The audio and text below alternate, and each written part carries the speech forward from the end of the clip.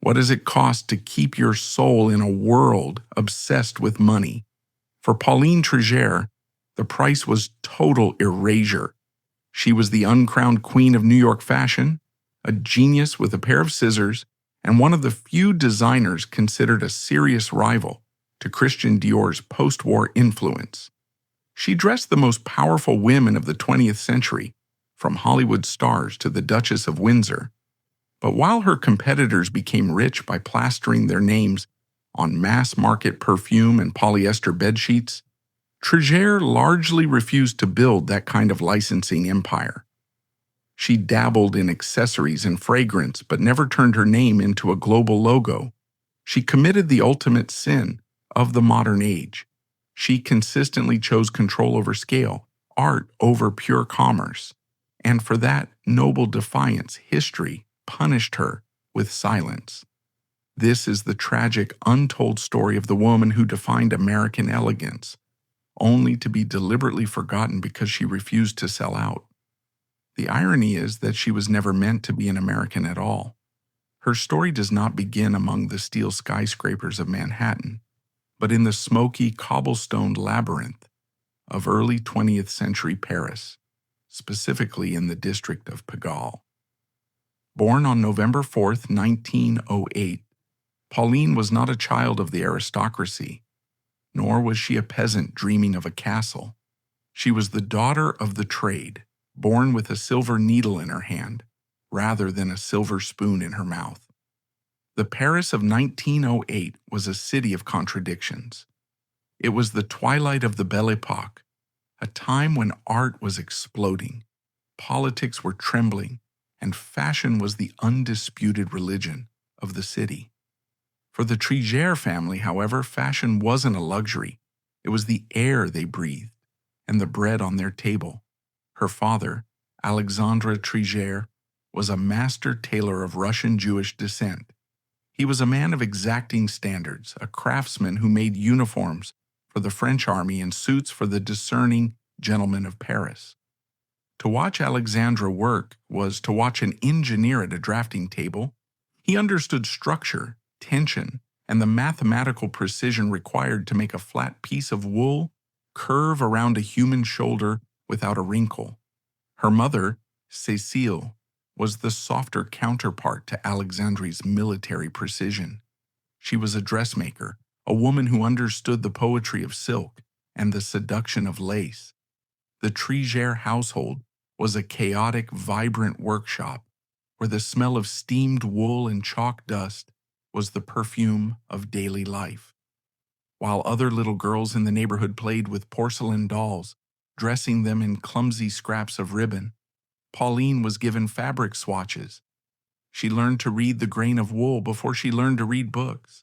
She learned that a millimeter of difference in a seam could change the way a woman walked, the way she felt, and ultimately who she was. By the time she was 10 years old, Pauline was already helping in the family business. She wasn't just sweeping the floor, she was operating the sewing machine. There is a story that Alexandre, observing his daughter's ferocious intensity as she bent over a hem, told her, "You have the hands of a surgeon." It was a compliment, but also a prophecy. Pauline didn't just sew clothes, she dissected them. She wanted to know how they worked. She would take apart old garments just to see the bones, the interfacings, the linings, the secret stitches that held the fantasy together. This early immersion in the mechanics of construction gave her a superpower that few of her future rivals possessed. Most designers, especially in the later decades, were illustrators first. They would sketch a beautiful, impossible flight of fancy on paper, a dress that looked like a cloud or a flower, and then hand it to a team of pattern makers, hoping they could figure out the engineering. Pauline Trigère was different. She didn't draw. In fact, throughout her entire career, she rarely picked up a sketching pencil. She found it limiting. "Why draw a dress?" she would later say in her gravelly voice. "Paper is flat. A woman is not flat." Instead, she built. She understood the physics of cloth. She knew that velvet had a nap that could catch the light or swallow it. She knew that Jersey wanted to drape like water, while Gabardine wanted to stand like a wall. She worked directly on the mannequin, or the live model, cutting the fabric without a pattern, a technique known as draping that terrified lesser designers. She would attack a bolt of expensive wool with her shears, slicing into it with the confidence of a duelist, trusting her hands to find the shape. This physical, tactile connection to the medium made her designs feel organic, as if they had grown on the body rather than been placed there. But the Paris of her youth, the Paris that was supposed to be her oyster, was slowly turning into a cage. As Pauline blossomed into a young woman, sharp-witted, opinionated, and fiercely ambitious, the world around her was darkening. She married a Russian tailor named Lazar Radley in 1929, a union that seemed perfect on paper. They were both children of the trade, both Jewish, both hardworking.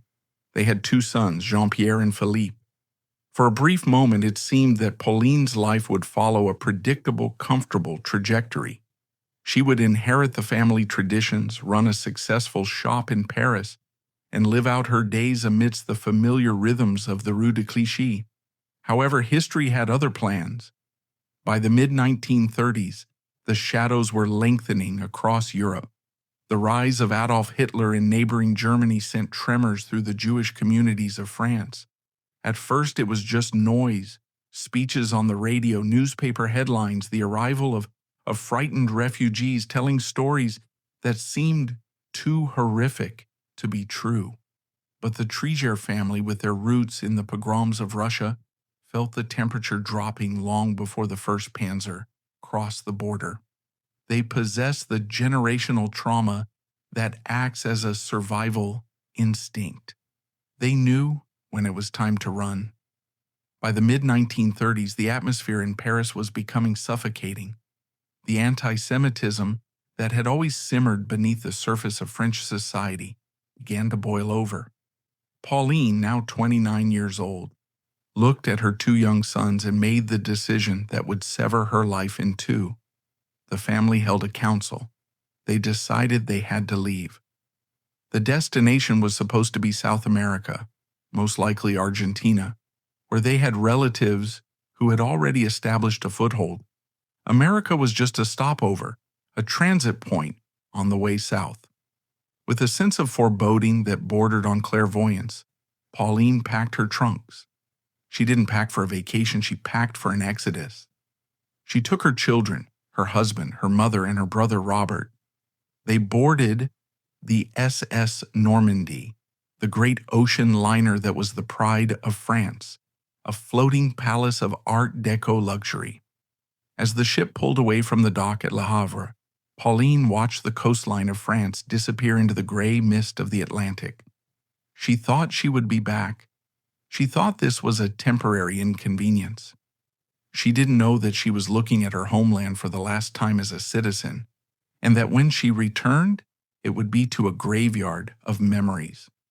The crossing was tense, but the arrival was overwhelming. When the Normandy docked in New York Harbor, Pauline stepped out onto the deck and looked up. She saw the gray, towering canyon of Manhattan, a skyline that looked nothing like the low, zinc-roofed horizon of Paris. It looked aggressive. It looked raw. It looked like an unfinished construction site built by giants. To a Parisian eye, accustomed to the soft light of the Seine and the human scale of the boulevards, New York was terrifying. The plan was still to go to Chile, but fate, in the form of bureaucratic inertia and perhaps a subconscious pull, intervened. They disembarked in New York, and almost immediately, the reality of their situation crashed down upon them.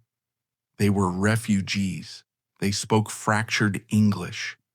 The money they had brought was finite, and Chile seemed very, very far away.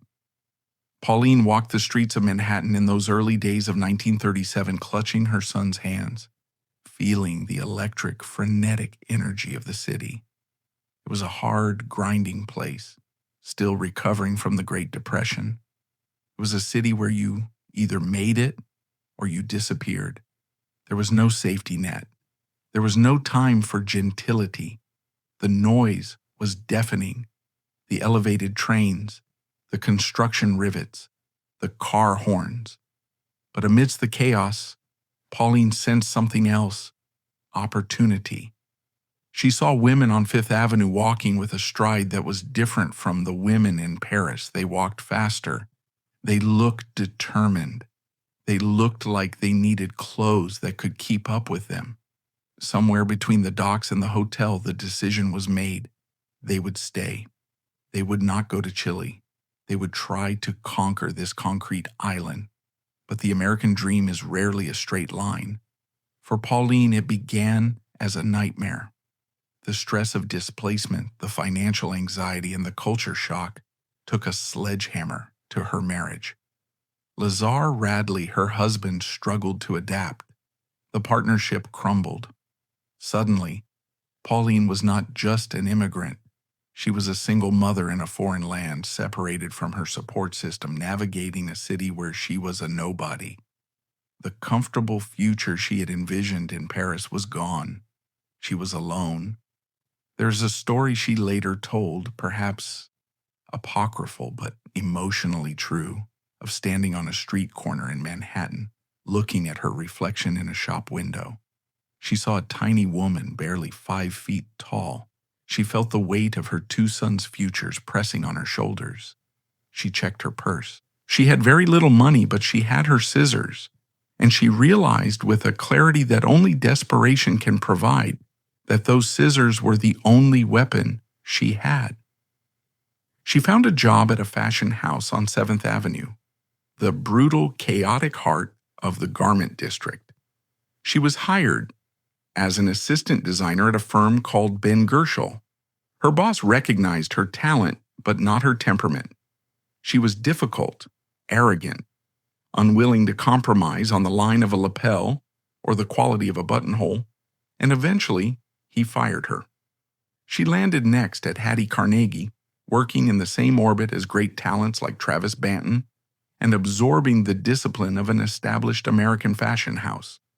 But even there, the same lesson repeated itself. Pauline was not built to be an employee. By 1941, with Europe at war and her adopted city on edge, she knew she could never again work for anyone else. She went to her brother, Robert. "We will open our own house," she told him. "With what money?" Robert asked. Pauline reached into her jewelry box. It contained the few remnants of her old life, the last tangible connections to the security she had known in Paris. She pulled out a pair of diamond earrings and a diamond brooch. They were beautiful, but they were the past. She needed a future. She sold them. With that seed money, a literal sacrifice of her history to buy her tomorrow, Pauline and Robert rented a small loft space on West 57th Street. It was January 1942.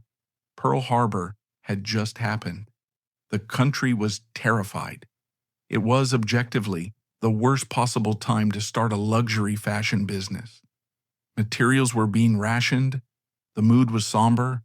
Women were thinking about gas masks, not ball gowns.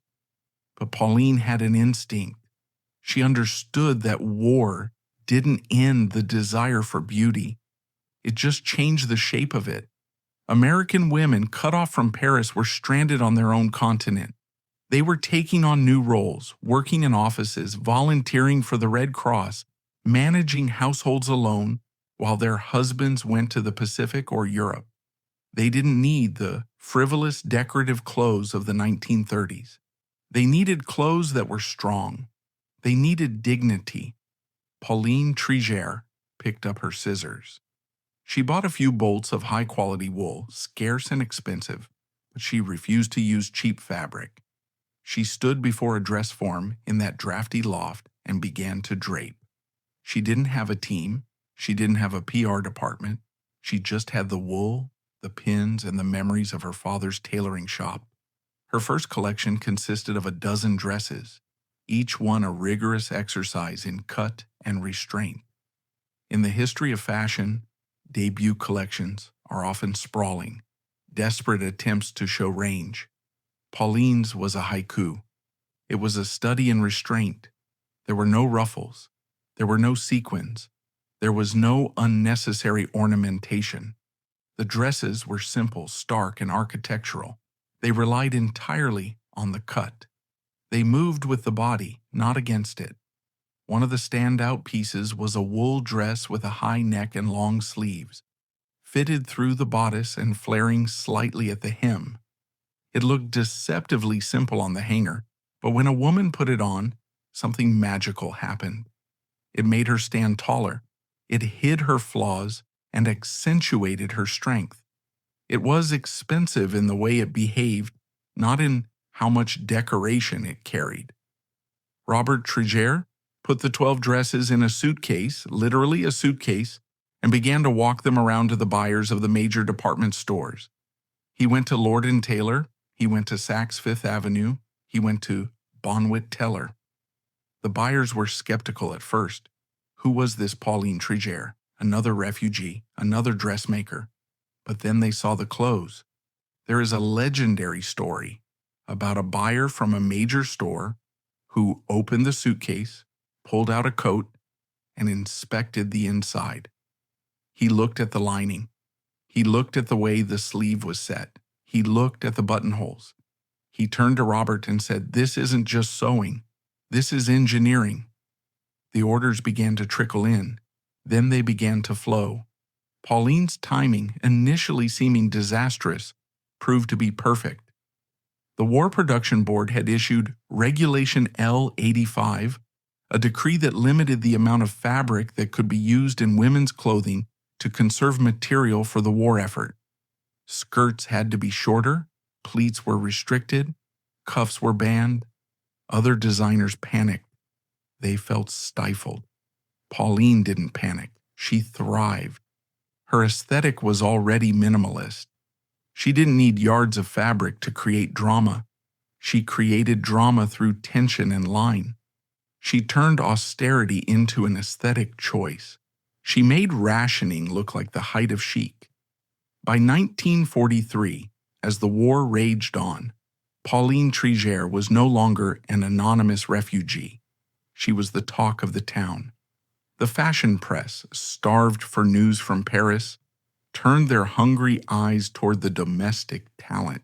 And there, standing in the spotlight, was this tiny French woman with the dark sunglasses and the red lipstick, declaring that American women didn't need Paris to be elegant. She helped turn the coat dress into a staple of modern American dressing, a garment that was utilitarian enough for a woman walking to a committee meeting or driving an ambulance, but chic enough for a cocktail party if she added a brooch. It was the precursor to the modern working woman's wardrobe. It was efficient, it was smart, it was respectful of a woman's time. But success brought its own complications. As her name grew, so did the pressure. She was working 18-hour days. She was the designer, the fitter, the quality control manager, and the mother to 2 boys who were growing up in the shadow of a loom. She was exhausted, fueled by coffee and cigarettes, driving herself with a relentless perfectionism that terrified her employees. One evening, late in the studio, after the seamstresses had gone home, Pauline stood alone with a half-finished coat. It wasn't hanging right. The shoulder was off by a fraction of an inch. Most people wouldn't have noticed, but Pauline noticed. She ripped the seam apart, hours of work destroyed in a second, and started over. She pinned and repinned until her fingers bled. She stepped back and looked at the mannequin. The coat finally hung perfectly. It had the Trigère swing, that imperceptible balance that allowed the fabric to move as if it were alive. She lit a cigarette, the smoke curling up into the rafters of the loft. She was tired, but she was exhilarated. She had conquered the fabric. Now she just had to conquer America. But across the ocean, the war was ending. The Germans were retreating. Paris was liberated. And with the liberation came a new threat, not of bombs, but of beauty. The French fashion industry was waking up from its 4-year coma. The giants were returning. And soon a man named Christian Dior would unveil a collection that would challenge everything Pauline Trigère stood for, setting the stage for a philosophical battle over the female form that would define the next decade of her life. The spring of 1947 did not arrive in the fashion world with a whisper. It arrived with the concussive force of a bomb blast. In Paris, a shy, middle-aged man named Christian Dior, backed by a textile magnate desperate to sell surplus fabric, unveiled his debut collection. He called it Corolle, but the press, stunned by the sheer, unapologetic extravagance of it, christened it the New Look. After years of war, rationing, and grim utility, Dior offered the world a fever dream of nostalgia. He brought back the corset. He cinched waists until they snapped. He used 20 yards of silk for a single skirt, creating voluminous, flower-like shapes that rustled with the sound of pure, unadulterated money. It was romantic. It was reactionary. It was a desperate attempt to shove women back into the gilded cage of the 19th century, turning them into decorative objects to be admired, but not heard. The world swooned. Women who had spent the last 5 years welding ships and driving ambulances suddenly craved the fantasy of helplessness. The new look swept across the Atlantic like a tidal wave, threatening to drown the practical modernist aesthetic that Pauline Trigère had spent the war years carefully cultivating. Pauline Trigère stood in her New York showroom looking at the sketches of the new look that were flooding the American newspapers, and she did not swoon. She seethed. To her, this wasn't progress. It was regression. It was an insult to the anatomy she understood better than any surgeon. She looked at the padded hips and the cinched waists and saw them for what they were, shackles disguised as luxury. "I don't want to make a woman look like a doll," she rasped, her voice thick with the smoke of her ever-present cigarette. "I want to make her look like a woman." This was the moment the battle lines were drawn. On one side was the romantic, backward-looking fantasy of Paris led by Dior. On the other was the sharp, aerodynamic reality of New York, led by Trigère. It was a philosophical war over the soul of the modern woman. While Dior wanted to put women on a pedestal, Trigère wanted to put them in the driver's seat. She refused to adapt. When department store buyers begged her to add padding to her hips or boning to her bodices to mimic the Parisian trend, she threw them out. She doubled down on her own vision. She believed in the mobility of the garment. If a woman couldn't raise her arm to hail a taxi, the dress was a failure. If she couldn't sit down without gasping for air, the dress was a failure. Her response to the new look was the princess coat. It was a masterpiece of geometry. Cut on the bias, it fitted snugly through the bodice and then flared out gently, not through artificial padding, but through the sheer genius of the cut. It created a silhouette that was feminine but formidable. It didn't restrict the body, it glorified it. It was a coat for a woman who had places to be, a woman who walked fast and needed her clothes to keep up. The gamble paid off. While the masses flocked to the cheap imitations of Dior, the true connoisseurs, the women who actually lived the lives the magazines fantasized about, flocked to Trigère. She became the secret weapon of the American aristocracy.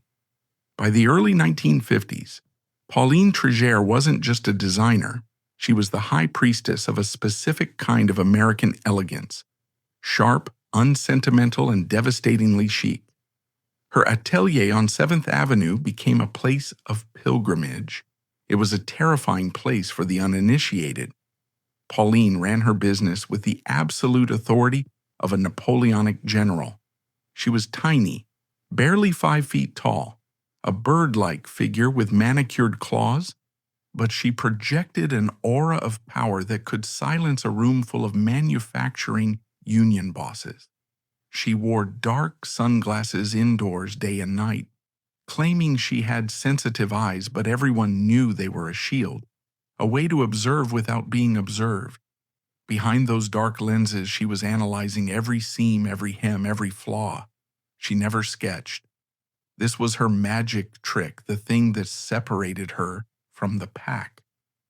While her contemporaries Bill Blass, Oscar de la Renta, and the rising star Hubert de Givenchy spent hours drawing beautiful illustrations, Pauline worked directly on the living form. She would summon a model, a woman who had to have the patience of a saint and the stamina of a marathon runner, and she would stand her on a platform. Then Pauline would approach with a bolt of fabric and a mouthful of pins. Watching Pauline Trigère drape was like watching a sculpture being born in real time. She worked with a terrifying speed.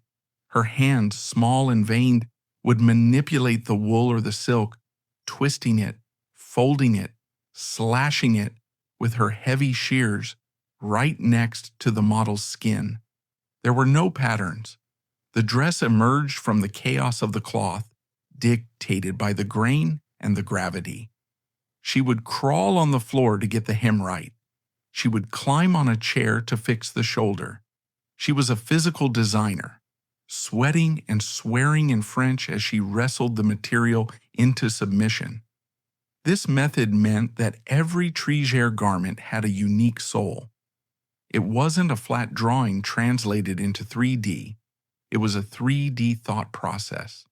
It meant that her clothes moved differently. They didn't just hang, they swung. The Trigère swing became a legendary concept in fashion. The way a coat would swirl around a woman's legs when she turned a corner, settling back into perfect stillness the moment she stopped. The women who wore these clothes were the swans of the mid-century, that rarefied group of socialites codified by Truman Capote. They were women like Babe Paley, Slim Keith, and CZ Guest. These were women who treated dressing not as a chore, but as a profession. They didn't want pretty clothes. They wanted armor. They wanted clothes that signaled their status, their taste, and their invulnerability. Pauline understood them because, in a way, she was one of them, yet entirely apart. She was the only designer they invited to their dinner parties, not as the help, but as a guest.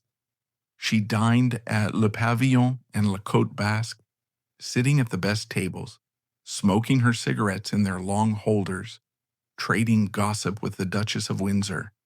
But she never let them forget who was in charge. There is a famous story of a wealthy Park Avenue socialite who came to the showroom for a fitting. She complained that the neckline of a black cocktail dress was too severe. "It needs a flower," the woman said, "or perhaps a ruffle. It's too plain." Pauline, who was on her knees pinning the hem, stood up. She took the pins out of her mouth and looked the woman up and down through her dark glasses. "Madame," she said, her voice like gravel, "if you want a ruffle, go to Macy's. If you want elegance, you stay here. The dress is finished.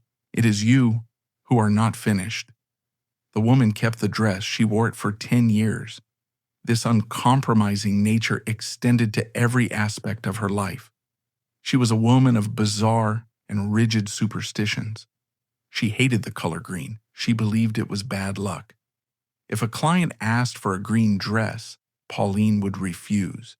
If an employee wore a green sweater to work, they would be sent home to change.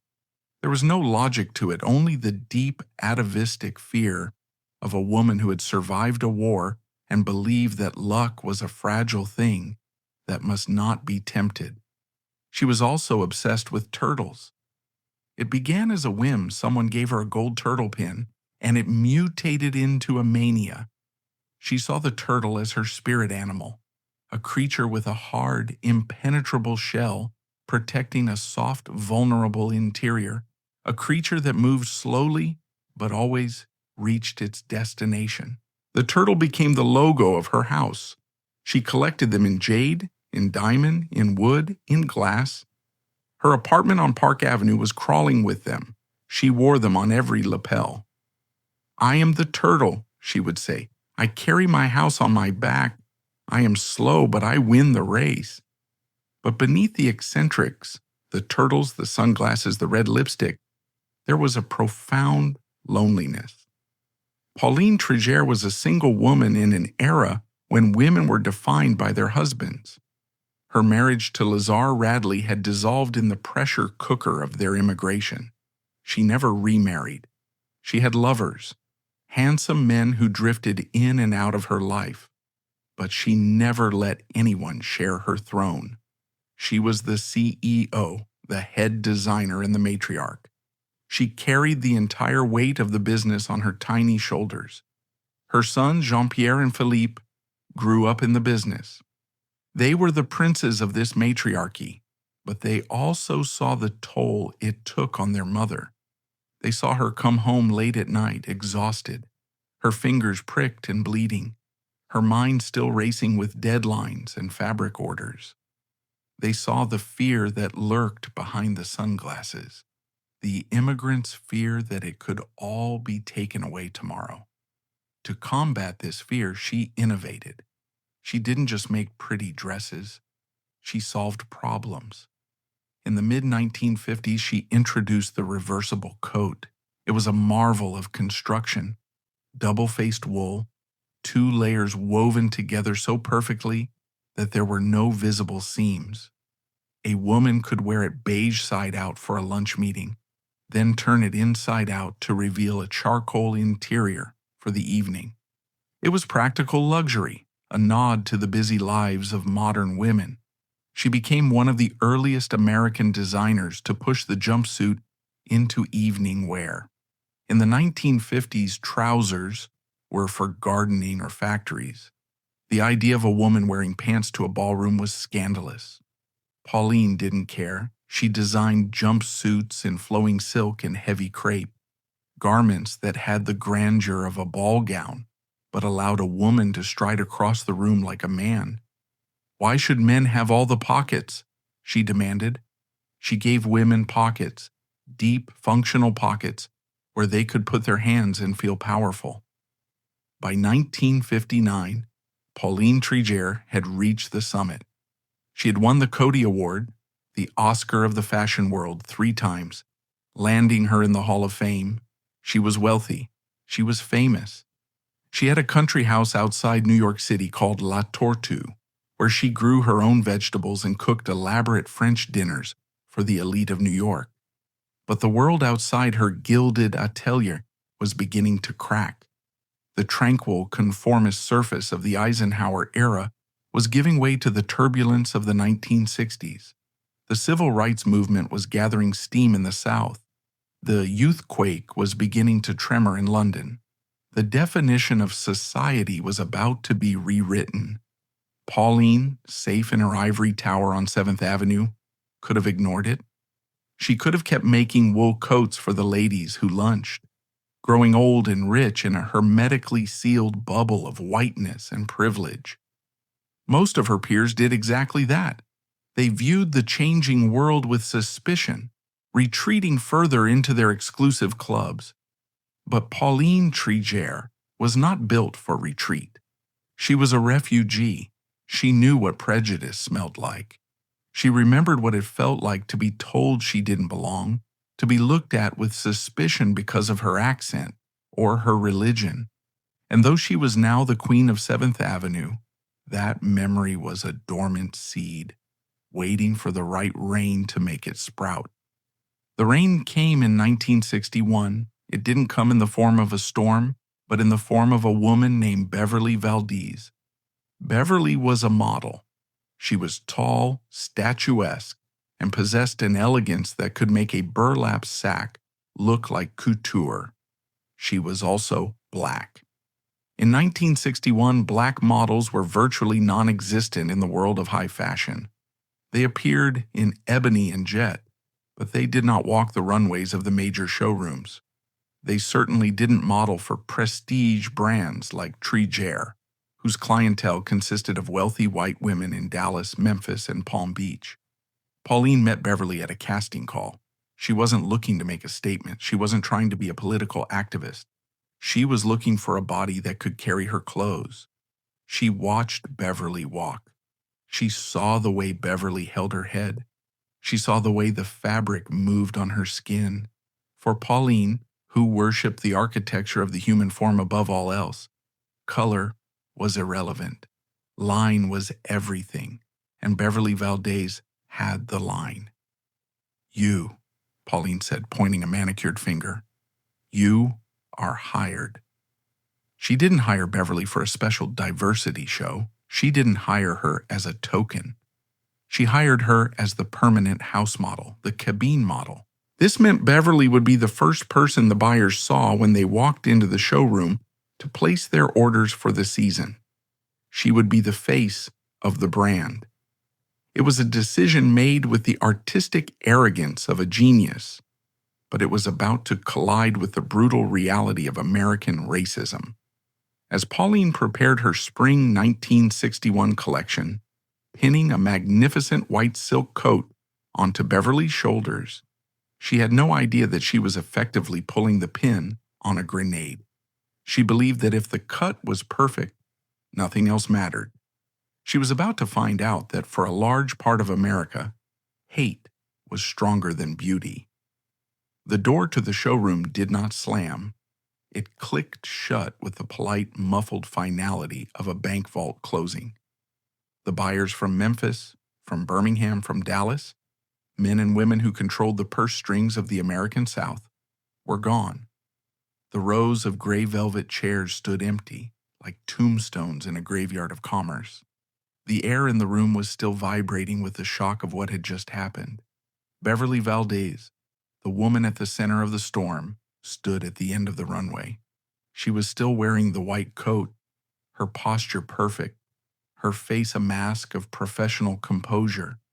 But Pauline saw the tension in her hands, the way her knuckles were white against the silk. Beverly knew what her presence had cost. She knew that every second she stood there, money was evaporating from the ledger of Trigère inks. Pauline walked out from the shadows. She didn't run to check the order books. She didn't chase the buyers down the hall to beg for forgiveness. She walked straight to Beverly. She reached up. Pauline was so small she had to reach up, and adjusted the collar of the coat by a fraction of an inch. "It pulls a little on the left," Pauline murmured, her voice steady, ignoring the catastrophe that had just occurred. "We must fix the lining." Then she looked Beverly in the eye.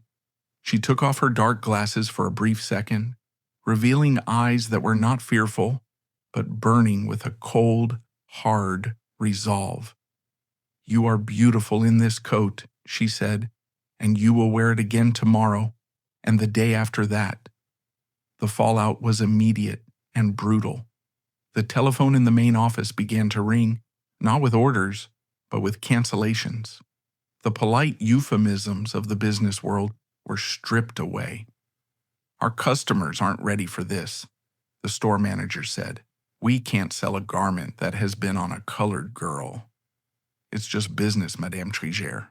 You understand." But Pauline did not understand, or rather she understood too well.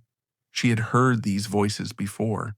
She had heard them in Paris in the 1930s, whispering that Jews were bad for business, that they were polluting the culture. She knew that "it's just business" was the shield cowards used to hide their hatred. The financial risk was real. In 1961, the American South was a massive market for high-end luxury goods, and alienating those stores meant walking away from serious money. Southern women dressed. They bought trousseaux. They spent fortunes on debutante balls. By alienating them, Pauline was effectively setting fire to piles of cash. Her brother Robert, who managed the business side, was pale. He looked at the cancellation slips piling up on his desk. "Pauline," he said gently, "we are losing thousands. Maybe we could use Beverly only for the New York buyers. Maybe we could compromise. Pauline slammed her hand on the desk. The sound echoed through the office like a gunshot. I do not compromise on a hemline, she rasped, and I do not compromise on a human being. If they do not want my clothes because a beautiful black woman wore them, then they do not deserve my clothes. Let them wear burlap. Let them wear Dior copies. They will not wear Trigère. She went to the press. She gave an interview that became legendary, though it was often sanitized in later retellings. When a reporter asked her about the controversy, asking if she was trying to make a political statement, Pauline scoffed, "Political? I am not a politician. I am a designer. I look for beauty. I don't care if they are black, white, purple, or green. I need a body that moves like a queen. Beverly moves like a queen. The people who walked out, they are the ones who are ugly." She kept Beverly. And not only did she keep her, she featured her. In every show, Beverly was there, a silent, stunning rebuke to the bigotry of the industry. Pauline's stance was not the loud, marching activism of the streets. It was the quiet, stubborn activism of the workplace. It was the refusal to let hate dictate her payroll. History has proven her right, but the market punished her for it in the short term. While other designers tiptoed around the issue, using exotic models only in editorials, but never in the showroom where the money changed hands, Pauline took the full force of the blow. It was the first crack in her commercial armor, the first sign that her integrity was going to cost her more than just sleepless nights. But as the 1960s accelerated, the race question was soon joined by another existential threat to the House of Trigère, the youthquake. By 1964, the world had tilted on its axis. The Beatles had landed at JFK. The pill had arrived. A British designer named Mary Quant had taken a pair of scissors to the hemline and created the miniskirt.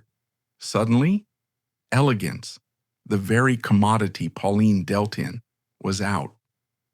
Cool was in. The fashion world went into a frenzy of youth worship. Designers who had spent their careers making structured suits for ladies who lunched were suddenly churning out plastic dresses, paper dresses, dresses made of metal discs. It was the space age. It was the age of Twiggy. It was an age that had no use for a princess coat made of double-faced wool that took 40 hours to construct.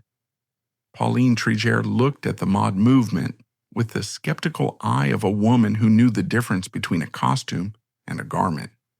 She saw the plastic boots and the PVC raincoats, and she shuddered. "Plastic makes you sweat," she said dryly. "And knees. My God, knees are the ugliest part of the body. Why does everyone want to show them?" She was now in her late 50s. In an industry that fetishized the new, she was becoming the old guard. The press began to treat her with a slightly patronizing tone, calling her a classicist, which is a polite way of saying dinosaur. But Pauline was not a dinosaur. She was a turtle. She didn't panic. She didn't start making vinyl bikinis just to get a headline. She adapted, but on her own terms. She shortened her skirts, reluctantly, and never to the thigh-grazing heights of London. But she kept the cut. She introduced capes. The cape became her answer to the chaos of the 1960s. A cape was dramatic.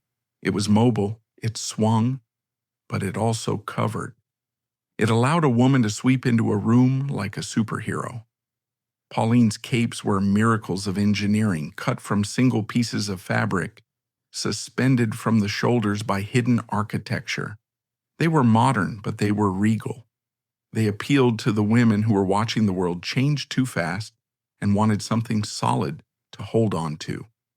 While the kids were dancing at the Peppermint Lounge in polyester, the swans were dining at La Grenouille in Trigère cap. She held the line. She kept the flame of haute couture burning in a decade that was trying to blow it out with a hairdryer. However, the greatest threat to Pauline Trigère was not racism, and it was not the miniskirt. It was a pen. Specifically, the pen used to sign licensing deals. By the late 1960s, the business model of fashion was undergoing a mutation. A new generation of designers and some of the old French masters had discovered a magic trick. They realized that they didn't have to make clothes to make money. They just had to sell their names. Pierre Cardin was the pioneer of this. He put his name on everything: ties, shirts, chocolates, frying pans, toilet seat covers. He became a billionaire. In America, Bill Blass and Oscar de la Renta began to follow suit, launching perfumes, sheets, and luggage lines. Then came Halston, the handsome, charismatic milliner who became the first true celebrity designer of the disco era. Halston put his name on a fragrance bottle, and the royalties alone made him richer than Pauline had become in 30 years of work. The designer brand was born. The actual clothes became almost secondary, a loss leader to sell the image. The runway show was just a commercial for the lipstick. Pauline Trigère watched this transformation with a mixture of horror and confusion. To her, a name was a sacred bond. It was a guarantee. If a label said Pauline Trigère, it meant that Pauline Trigère had touched the fabric.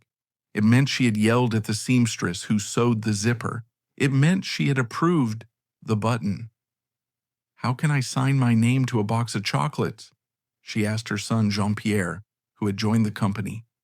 "I do not cook the chocolate. I do not taste the chocolate. If the chocolate is stale, they will blame me." The investors came knocking. They came with briefcases full of contracts and eyes full of dollar signs.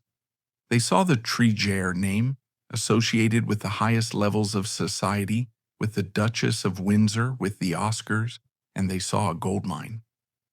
"Madame Trigère," they said, "we want to launch a line of Trigère sunglasses. Madame Trigère, we want to launch Trigère bed linens. Madame Trigère, we want to launch a mass market line of sportswear for JC. Penny." The money on the table was staggering. It was fuck you money. It was money that would have secured her family for generations. It was money that would have allowed her to buy a chateau in France and retire. All she had to do was sign. All she had to do was agree to let a factory in Hong Kong or Taiwan stamp her turtle logo on millions of plastic frames and cotton sheets. She looked at the contracts. She looked at her hands, and she said no.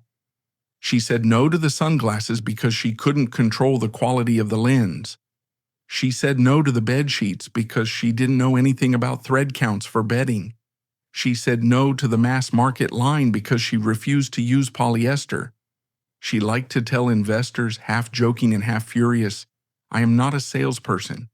I am a couturière. My name is not for rent." It was a moment of supreme moral victory. It was the artist choosing the art over the commerce. It was heroic. It was also, from a business perspective, a fatal error. As the 1970s dawned, the fashion industry ceased to be a cottage industry and became a corporate behemoth. Department stores were consolidating. The specialty stores, the small, elegant boutiques that had been Pauline's bread and butter, were dying out, replaced by massive chains. These chains demanded volume. They demanded brand recognition. They wanted designers who were on TV, designers who had perfume ads in every magazine. Pauline Trigère, with her refusal to license, began to shrink. She didn't shrink in talent. Her designs in the 70s were some of her best, fluid and sexy and sophisticated, but she shrank in mind share. To the average American woman walking through a mall, the name Trigère meant nothing because she didn't see it on a bottle of perfume. To the department store executives, she became a problem. She was difficult. She didn't have the advertising budget that the licensing giants had. She began to lose floor space. In the brutal real estate war of the department store floor, the designers with the perfume deals got the big boutiques in the front.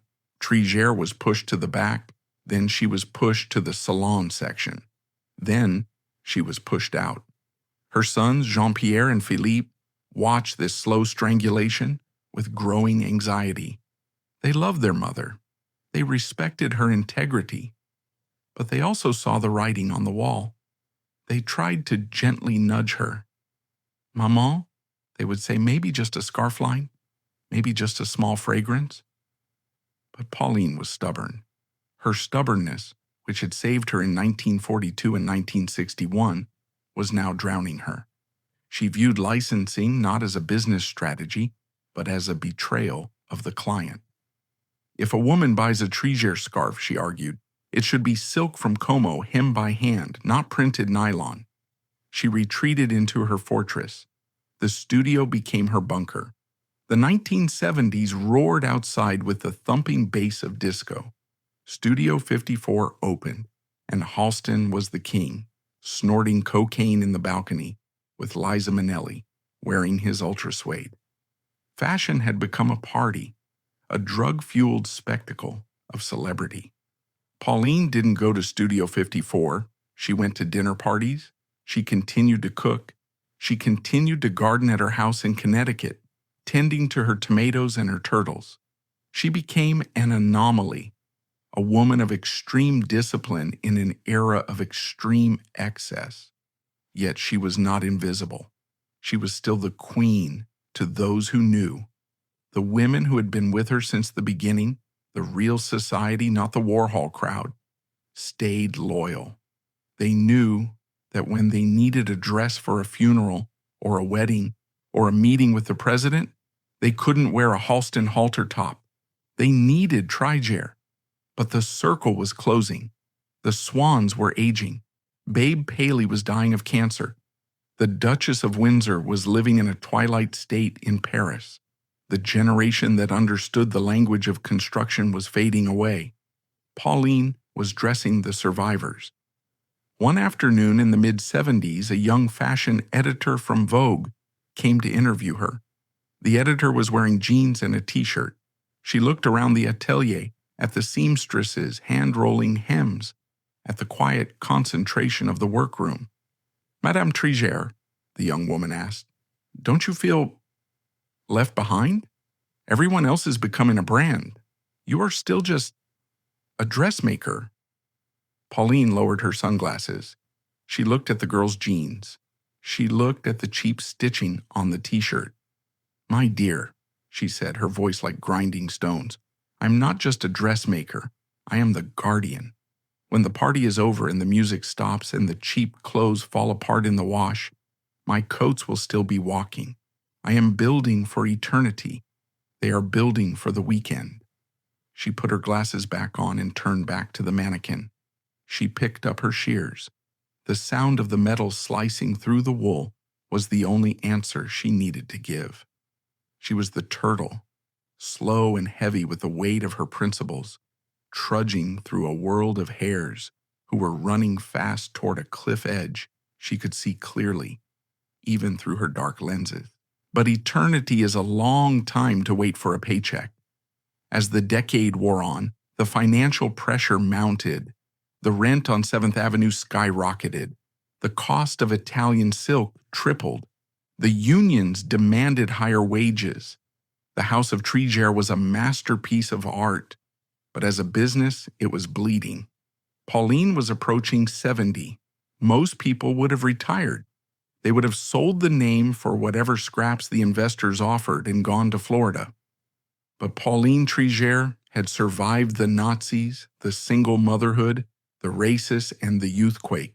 She was not going to let a balance sheet defeat her. She dug in. She cut costs where she could, but never on the fabric. She began to teach. She began to appear on television talk shows, a tiny eccentric figure with a heavy accent, charming the audience with her wit, trying to explain to a polyester nation why wool mattered. She was fighting a rearguard action, a glorious doomed defense of the old world against the new. She didn't know it yet, but the 1980s were coming, the era of the power suit, the era of Armani, the era of glitz. It would be the decade that finally broke the back of the old couture system. But before the end, there would be one last act, one last defiant bloom of genius that would prove once and for all that while fashion fades, style is eternal. The turtle was tired, but she wasn't dead yet, and she still had the sharpest scissors in town. In the deafening noise of the 20th century marketplace, silence is often mistaken for absence. Pauline Trigère's refusal to license her name created a silence around her legacy. Because she is not on a bottle of perfume today, we assume she lost. But what is the cost of being everywhere? Halston lost his name. He died unable to design under his own label, sold to a corporation that put his signature on cheap rayon. Cardin became a joke, a label slapped on everything from sardines to staplers. Pauline Trigère kept her name. She owned it until the second she took her last breath. She paid for that ownership with obscurity, trading fame for sovereignty. It was a transaction few would make today, in an age where personal branding is the ultimate religion. But looking back at the wreckage of the 70s and 80s fashion casualties, one has to wonder, was she the victim of her own stubbornness, or was she the only one who actually escaped the trap? She died with her soul intact, a rare commodity in the garment district. She proved that you can be a business failure and a moral success, and that sometimes the only way to keep your crown is to refuse to sell it. The 1980s arrived in New York City not like a dawn, but like a strobe light, pulsing, blinding, and aggressive.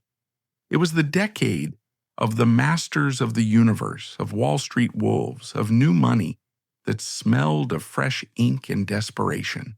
The restraint of the post-war years was gone. The confusion of the 70s was over. Now the mandate was simple. If you have it, flaunt it. If you don't have it, fake it. On the surface, this should have been Pauline Trigère's moment of ultimate triumph. The 1980s silhouette was defined by the power suit, broad shoulders, nipped waists, commanding lines. It was a look that screamed authority. And who knew more about authority than the general of 7th Avenue? Who had been putting women in structured, empowering garments since 1942? Pauline Trigère had invented the architectural shoulder while Giorgio Armani was still in short pants. Yet, as the decade of excess roared into gear, a cruel irony began to unfold. The very aesthetic Pauline had pioneered was being hijacked, repackaged, and sold back to the American public by men who understood marketing better than they understood muslin.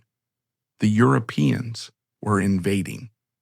Giorgio Armani landed in America with his deconstructed jackets, removing the padding and the lining, offering a slouchy, effortless chic that cost a fortune. Versace arrived with his bondage-strap dresses and safety pins, turning fashion into a rock concert. Karl Lagerfeld took over the moribund house of Chanel and injected it with irony and gold chains. These men were not just selling clothes, they were selling lifestyles. They had the perfume ads, the billboard campaigns, the celebrity endorsements. They had the it factor.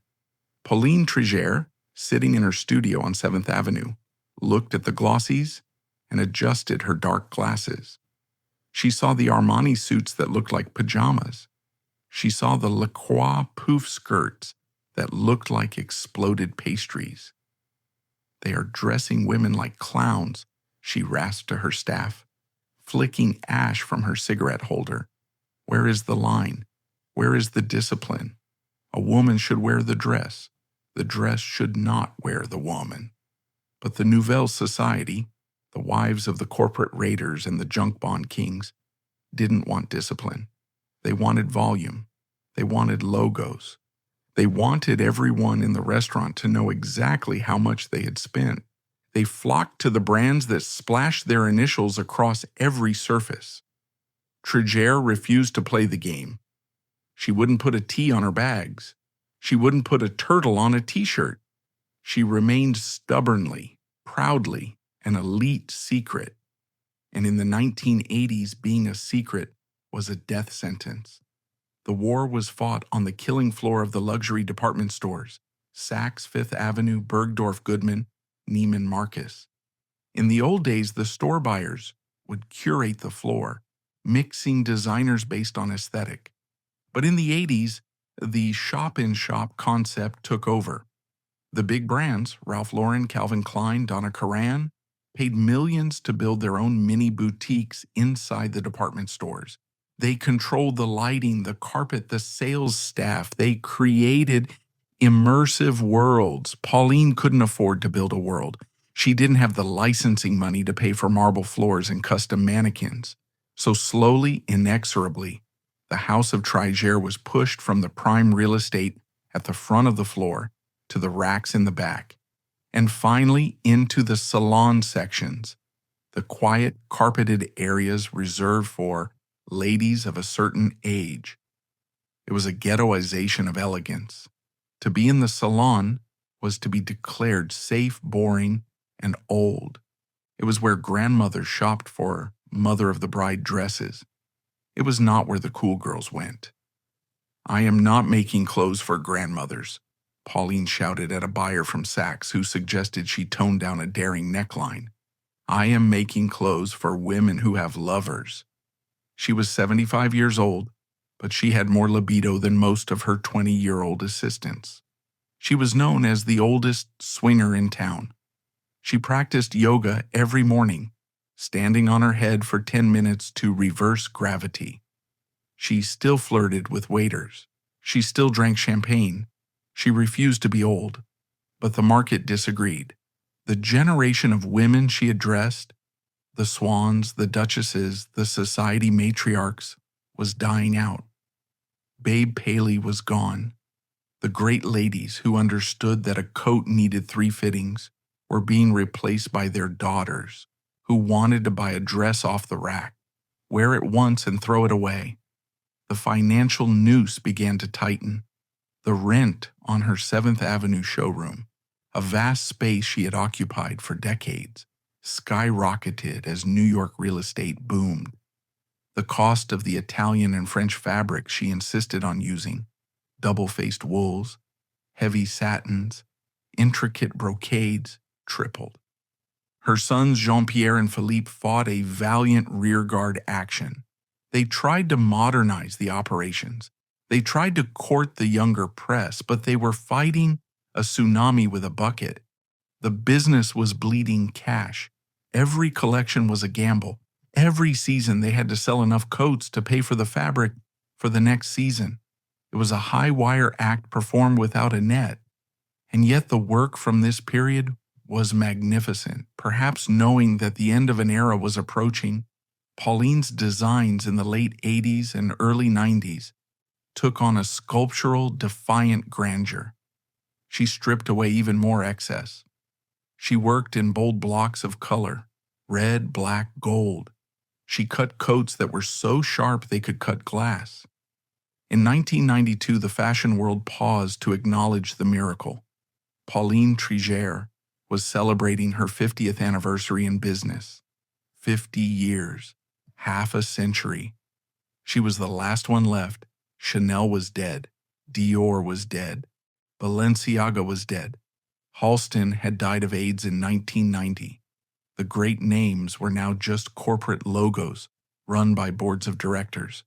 But Pauline Trigère was still there. She was still the owner. She was still the designer. She was still the one pinning the hem.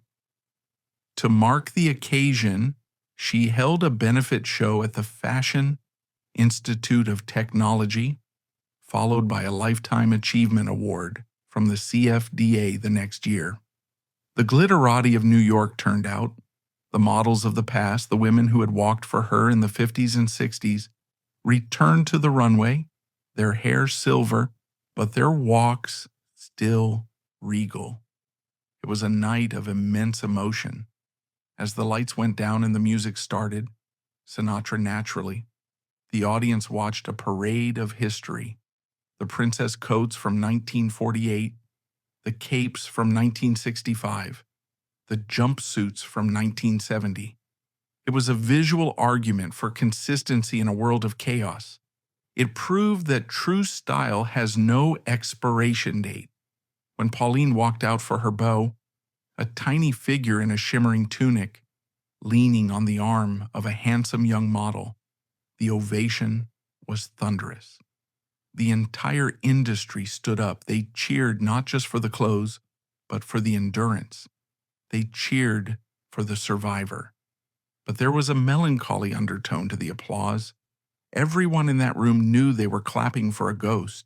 They knew that the business model Pauline represented, the independent, privately owned, uncompromising couture house, was extinct. They were clapping for a museum piece, not a future. Pauline felt it too. Backstage, surrounded by flowers and champagne, she took off her dark glasses and wiped a tear. "They love me," she whispered to Jean-Pierre, "but they do not buy me." The final insult came in 1993 with the arrival of grunge. If the 80s were vulgar, the early 90s were, to Pauline, incomprehensible. A young designer named Marc Jacobs sent models down the runway for Perry Ellis wearing flannel shirts, combat boots, and thermal underwear. It was poverty chic. It was the aesthetic of the Seattle mosh pit brought to 7th Avenue. For Pauline, who believed that fashion was an act of elevation, a way to lift the human spirit out of the mud, grunge was a personal affront. It was a rejection of everything she had worked for. "Why would a woman pay $1,000 to look like a truck driver?" she asked, genuinely baffled. "I have spent 50 years trying to make women look like queens. Now they want to look like they sleep under a bridge." She wrote a letter to the editor of the New York Times, railing against the sloppiness of the era. She was mocked for it. The cool kids called her out of touch. They called her a snob. But she wasn't a snob. She was a craftsman. And watching her craft be debased by an industry that was celebrating anti-fashion broke her heart in a way the financial struggles never could. In 1994, the inevitable happened. The math finally won. The House of Trigère announced that it would cease mass production. They could no longer afford to produce ready-to-wear collections for the department stores. The volume wasn't there. The shop-in-shops of Donna Karan and Ralph Lauren had squeezed them out completely. It was not a bankruptcy. Pauline was too proud for that. It was a strategic retreat. She closed the massive showroom on 7th Avenue. She let go of the staff, many of whom had been with her for 30 or 40 years. The seamstresses who knew exactly how to steam a velvet collar, the cutters who knew her shorthand. They packed up their shears and went home. It was a funeral for a way of working. Pauline moved to a smaller, more intimate studio in the same building. She returned to her roots. She became, once again, a pure couturière. She would make clothes only for private clients. For the women who still understood, she would make them to order one by one, measuring the body, cutting the cloth, pinning the fit. "I am shrinking," she joked to the press. "But diamonds are small, no?" It was a brave face, but the silence in the new, smaller studio was deafening. The hum of the factory was gone. The frantic energy of Market Week was gone. It was just Pauline, a few loyal assistants, and the turtles. She kept coming to work. She was 86 years old. She took the elevator up to the studio every morning. She put on her lipstick. She put on her sunglasses. She sat at her table and waited for the phone to ring. And it did ring, but less often. The swans were dying. The world was moving on to the internet, to fast fashion, to globalization. But even in this twilight, there were moments of grace. One afternoon, a young fashion student from Parsons managed to get an appointment to interview her. He was nervous, clutching his sketchbook. He asked her about draping. Pauline's eyes lit up behind her glasses. She stood up. She grabbed a bolt of red wool. She beckoned the student over to a mannequin. "Watch." she commanded. For the next hour, the 86-year-old woman performed a master class. Her hands, arthritic but still strong, flew over the fabric. She twisted, she pinned, she slashed. In front of the students' eyes, a coat appeared out of thin air. It was magic. It was the accumulated wisdom of a century, channeled through 10 fingers. She stepped back, breathless. "You see?" she rasped. "The fabric talks to you. You just have to shut up and listen." The student left in tears, knowing he had just seen something that would never be seen again. As the millennium approached, Pauline Trigère prepared for her final exit. She had outlived her husband, her lovers, her competitors, and her era. She was a traveler from a lost continent, stranded in the year 2000. She died in February 2002 at the age of 93. When the news broke, the fashion world paused for a moment of respectful silence. The obituaries were glowing. They called her a pioneer, a legend, an icon. But even the obituaries missed the point. They listed her awards. They listed her famous clients. They didn't capture the smell of the chalk dust, the sound of the shears, the sheer, bloody-minded determination it took to be a woman alone in a room full of men for 60 years. There was no state funeral. There was no televised memorial. The House of Trigère simply ceased to exist. Because she had refused to license her name, there was no Trigère Corporation to carry on. There were no handbags to sell. There were no perfumes to market. The studio was packed up. The patterns were archived or lost. The remaining fabric was sold.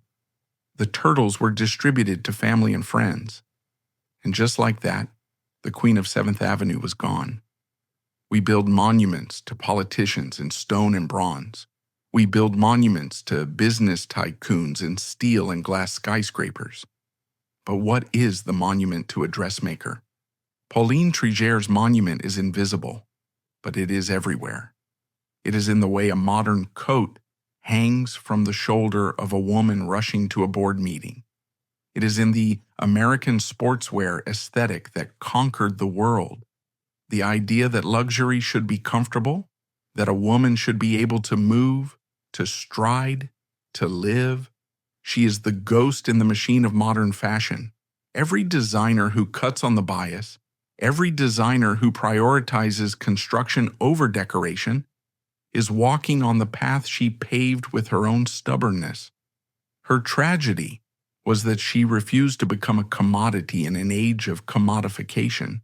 She insisted on being human in an industry that wanted robots. She paid the ultimate price, erasure. But in that erasure, there is a profound purity. She left behind no cheap souvenirs. She left behind only the work. When you find a vintage Trigère coat in a dusty shop today, and you slip your arms into the silk lining, you feel it. You feel the hug of the construction. You feel the weight of the wool. And for a fleeting second, you feel the hands of the tiny, fierce woman in dark glasses who believed against all odds that you deserved to feel like a queen. The brand died. The name faded. But the cut? The cut is eternal. The dismantling of a dynasty does not always happen with an explosion. Sometimes it happens with the quiet tap of a gavel. Shortly after Pauline Trigère's death in 2002, the physical remnants of her life were cataloged and dispersed. The contents of her Park Avenue apartment and her Connecticut estate, La Tortue, were laid out for strangers to appraise. There were the sketches she rarely made, the photographs of her with the Duchess of Windsor and Frank Sinatra, the heavy silver cigarette cases, and, of course, the turtles. Hundreds of them. Turtles made of jade, of gold, of crystal, of wood. The collection that had symbolized her philosophy, slow, hard-shelled, enduring, was scattered to the winds, sold off in lots to collectors who perhaps admired the object, but knew nothing of the woman who had held it for luck. To watch the auction of a life is a melancholy affair, but in Pauline's case it felt particularly poignant. because it underscored the very choice she had made decades earlier.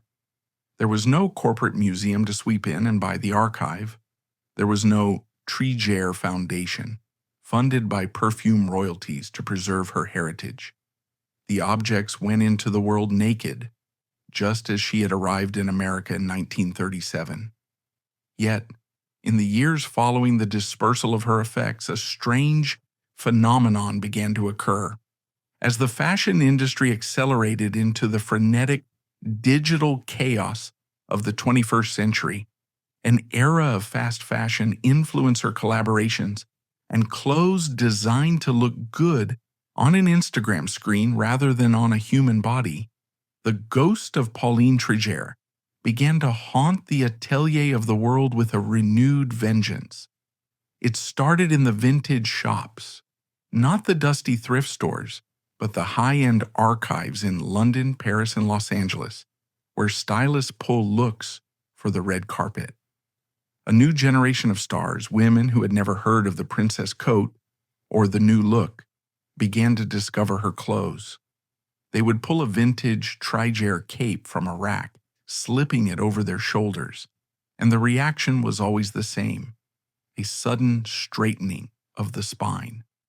They discovered what the swans of the 1950s had known. Pauline's clothes were not costumes. They were engineering. In a world of flimsy polyester and poorly cut silk, a 50-year-old Trigère coat felt like a revelation. The seams were still perfect. The fabric still moved with that liquid weight. The Trigère swing had not aged a day. This vintage revival became her vindication. While the licensed products of her contemporaries, the cheap scarves of Halston, the mass-market luggage of Cardin, ended up in landfills, rotting along with the brand equity they had diluted, Pauline's work survived. By refusing to mass-produce, she had inadvertently created limited edition masterpieces. She had ensured that every single item bearing her name was a survivor. But her legacy is not merely material, it is moral. In the current cultural conversation where the fashion industry is finally being forced to reckon with its history of racism and exclusion, Pauline Trigère stands as a solitary lighthouse in the fog of the past. When researchers and historians began to dig into the archives of the 1960s, looking for the pioneers of diversity, they didn't find the big corporate names leading the charge. They found a tiny Jewish refugee standing alone in a showroom, telling the buyers from the Jim Crow South to get out. The story of Beverly Valdez and the canceled orders has moved from being a backstage anecdote to a central pillar of her legend. It reframes Pauline not just as a society designer for rich white women, but as a woman of profound quiet radicalism. She didn't issue press releases about her activism. She simply refused to let bigotry dictate her aesthetic. In doing so, she provided a blueprint for what true allyship looks like. It looks like losing money to do the right thing. Furthermore, she remains the ultimate rebuke to the celebrity designer industrial complex. We live in an age where the personality of the creator often eclipses the creation, where content is king and craft is a secondary concern. Pauline was the anti-influencer. She was a worker. Her hands were always stained with chalk. Her mouth was always full of pins. She represents the unglamorous, back-breaking reality of making things. She is the patron saint of the designer's designer. Ask the students at Parsons or Central St. Martin's today who they look at for technical inspiration.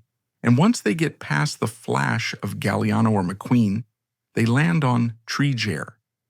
They study her coats the way architects study the Parthenon. They try to figure out how she eliminated the side seam. They try to understand the geometry of her diamond-shaped gussets. She is the professor who never leaves the classroom. There is also a tragic resonance to her story within the context of the Capote universe, that glittering, doomed circle of women she dressed. The swans? Babe Paley, Slim Keith, CZ Guest, were women who ultimately found themselves trapped by their own beauty and the expectations of their society. They were often betrayed by the men in their lives, discarded when they aged, left to wither in their gilded cages. Pauline Trigère was the armorer of these women, but she was never their victim. She didn't rely on a husband for her status. She didn't rely on a rich father. She relied on her scissors. When the husbands left or the money ran out or the beauty faded, the swans had only their memories. Pauline had her work. She went to the studio every day until the end. The work saved her. It gave her an autonomy that the women she dressed could only dream of. In this sense, she was the most modern woman in the room, a feminist icon hiding in plain sight behind a pair of dark glasses and a cigarette holder. As we stand further away from the 20th century, the noise of the marketing campaigns fades away. The perfume ads of the 80s look dated. The logos look tacky. The hype evaporates. What is left is the object itself, and the objects Pauline Trigère left behind are indestructible. Imagine for a moment a coat. It is red wool, thick and soft. It was cut in 1965 in a loft on 7th Avenue.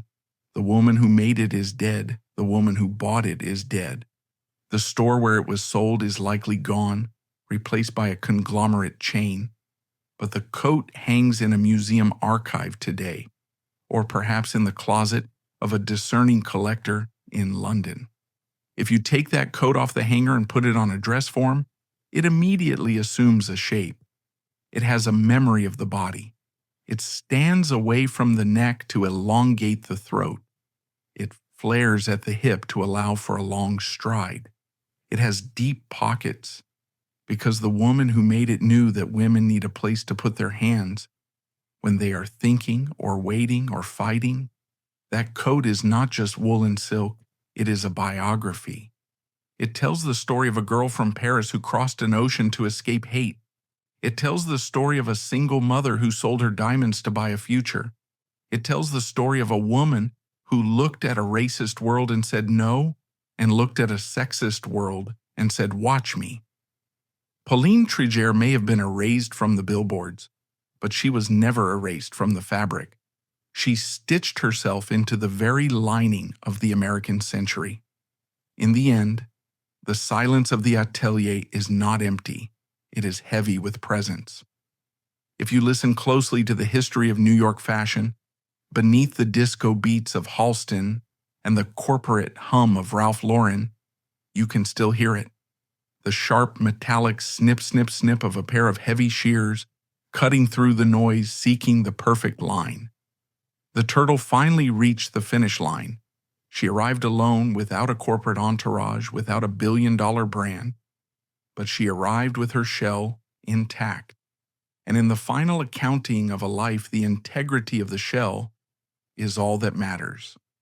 Legend has it that in the final weeks of her life, when her body was failing, and she could no longer travel to the studio, Pauline Trigère would still sit in her armchair at home, her hands moving in her lap. She was air draping. To an observer, it might have looked like the tremors of age. But those who knew her understood better. She was manipulating invisible fabric. She was smoothing a phantom hem. She was correcting a ghost of a sleeve. She was working. She never stopped. The mind that could visualize a three-dimensional garment from a flat bolt of cloth did not shut down until the heart stopped beating. She died as she lived, designing, correcting, perfecting.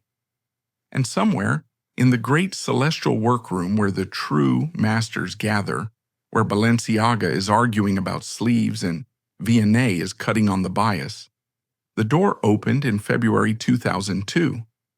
A tiny woman walked in. She was wearing dark sunglasses. She was wearing a red lipstick that looked like a slash of war paint. She was holding a lit cigarette in a long holder. She didn't ask for permission to enter. She didn't wait to be announced. She walked straight to the cutting table, picked up the best pair of shears, and looked at the others. Move over, she rasped. You're doing it wrong. And then Pauline Trigère went back to work.